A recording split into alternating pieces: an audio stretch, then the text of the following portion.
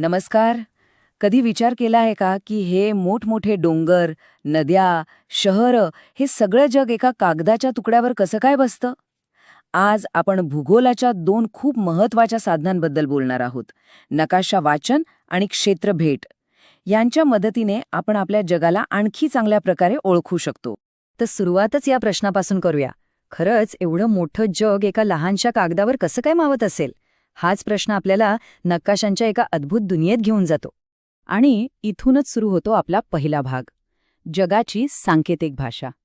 हो, कारण नकाशा म्हणजे फक्त एक चित्र नाहीये, तर ती एक संपूर्ण सांकेतिक भाषा आहे.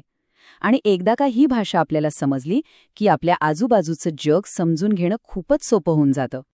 विचार करा, आपलं जग इतकं मोठं आहे की आपण ते एका नजरेत कधीच पाहू शकत नाही. मग यावर उपाय काय? तर तो उपाय म्हणजे नकाशा. नकाशा म्हणजे जणू काही अख्खं जग आपल्या हाताच्या तळव्यावर घेऊन पाहण्यासारखं आहे. तो आपल्याला मोठमोठे भूभाग लहान स्वरूपात पाहण्याची आणि समजून घेण्याची एक प्रकारे शक्तीच देतो. मग नकाशा म्हणजे नक्की काय? सोप्या भाषेत सांगायचं तर नकाशा म्हणजे पृथ्वीच्या पृष्ठभागाचं किंवा त्याच्या कुठल्याही भागाचं एक प्रमाणबद्ध रेखाटन. आता यात प्रमाणबद्ध हा शब्द खूप महत्वाचा आहे. याचा अर्थ काय? तर नकाशावरचं प्रत्येक अंतर हे जमिनीवरच्या खऱ्या अंतराच्या एका ठराविक प्रमाणात असतं आणि म्हणूनच नकाशा आपल्याला इतकी अचूक माहिती देऊ शकतो. आता ही जी नकाशांची भाषा आहे ना, ती सांकेतिक चिन्हांनी बनलेली आहे. ही लहान लहान चिन्ह म्हणजे जणू या भाषेची अक्षरं आहेत.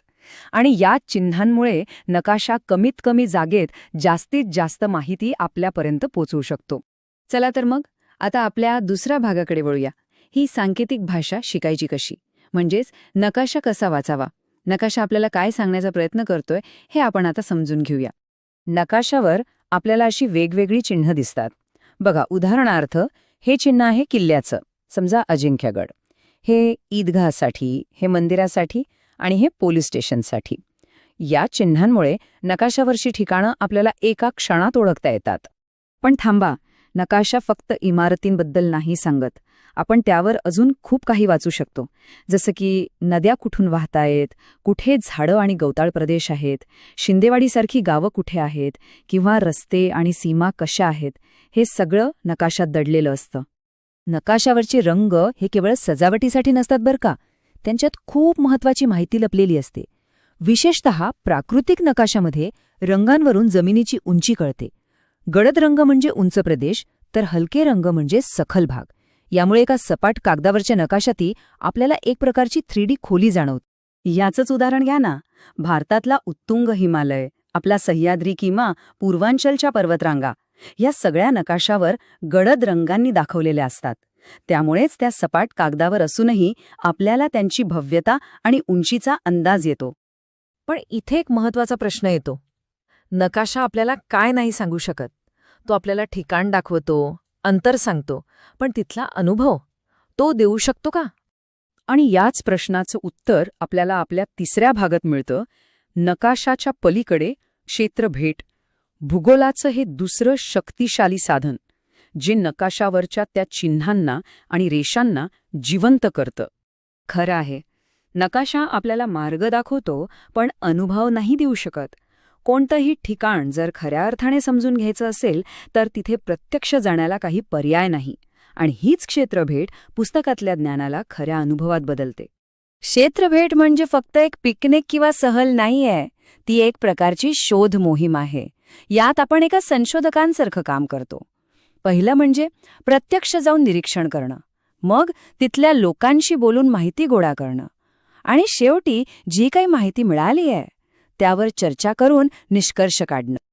आणि क्षेत्रभेटीसाठी तर ठिकाणांची काही कमी नाही.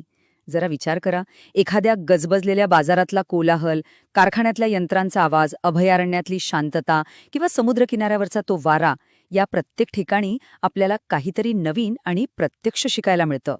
आता आपण येतोय सगळ्यात महत्वाच्या भागाकडे. भूगोल शिकण्याचा सर्वोत्तम मार्ग कोणता? यात आपण नकाशा आणि क्षेत्रभेट या दोन गोष्टींना एकत्र जोडून एक पूर्ण चित्र कसं तयार होतं ते पाहणार आहोत. नकाशा आणि क्षेत्रभेट या खरं तर एकाच नाण्याच्या दोन बाजू आहेत. नकाशा आपल्याला जणू पक्षाच्या नजरेने त्या जागेचं एक मोठं चित्र दाखवतो, तर क्षेत्रभेट आपल्याला जमिनीवर आणते. तिथला स्पर्श, तिथला गंध, तिथले आवाज आणि तिथला खरा संदर्भ अनुभवण्याची संधी देते. याचं सार एका वाक्यात सांगता येईल, नकाशा आपल्याला एक आराखडा देतो आणि क्षेत्रभेट त्या आराखड्यात अनुभवाचे रंग भरून एक गोष्ट तयार करते. आणि या दोन्हींना एकत्र आणल्यावरच भूगोलाचं खरं आणि सखोल ज्ञान मिळतं. आणि जाता जाता एक विचार नक्की करा. आपल्या आजूबाजूच्या परिसरात अशा कोणत्या गोष्टी आहेत ज्या नकाशावर दाखवता येतात? आणि अशा कोणत्या गोष्टी आहेत ज्या फक्त तिथे प्रत्यक्ष गेल्यावरच समजू शकतात? यावर नक्कीच विचार करून बघा.